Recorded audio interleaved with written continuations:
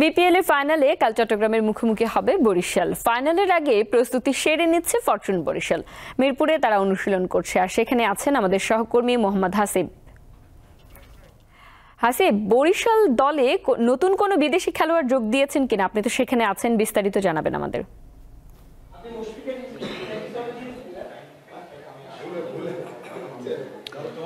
Jimmy Neesham চলে আসছেন।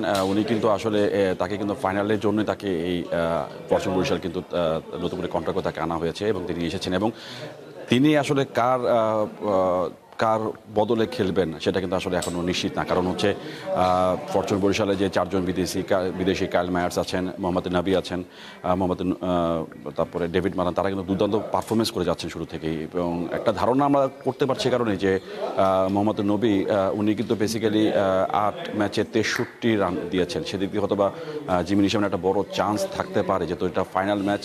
এই ম্যাচের উপরেই তাদের শিরোপার পাওয়া না পাওয়াটা অনেক নির্ভর করছে। কারণ ফরচুন বরিশাল কিন্তু দুর্দান্ত ছন্দে আছেন, শুরু থেকে তারা খুব ভালো খেলছেন। পাশাপাশি হচ্ছে তারা কিন্তু একই সাথে এবার যদি তারা ট্রফি জেতে তাহলে কিন্তু তাদের দ্বিতীয় ট্রফি জয় হবে। বিপরীতে চিটাগং কিংস কিন্তু এই প্রথম একটা ফাইনালে একটা সুযোগ, যদিও তারা এর আগে 2013 সালে ফাইনাল খেলেছে, সেটা চিটাগং ভাইকিংস নামে ছিল। তারপরে কিন্তু এবার আসলে তারা কিন্তু নতুন নামে চিটাগং কিংস হিসেবে তারা কিন্তু খেলছে এবং তারা কিন্তু এখন বলতে গেলে যে অনেক প্রায় 12-13 বছর পর তারা ফাইনাল খেলছে।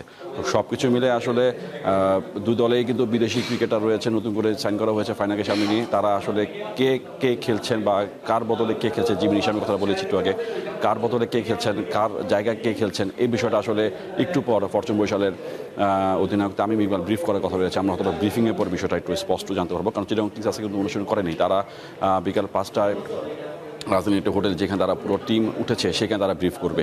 তো তার আগ পর্যন্ত আসলে ফরচুন বরিশাল যে অনুসরণ করেছে এবং জিমি নিশামের প্রতি যে একটা মনোযোগ দেখা গিয়েছে কোচ মিজানুর রহমান, ফরচুন বরিশালের কোচ, তাতেই ধারণা করা হচ্ছে যে কালকে ডেফিনেটলি জিমি নিশাম খেলবেন, কিন্তু কার পরিবর্তে খেলবেন সেটা আসলে তামিম ইকবালের ব্রিফিংয়ের পরে আমরা স্পষ্ট হব।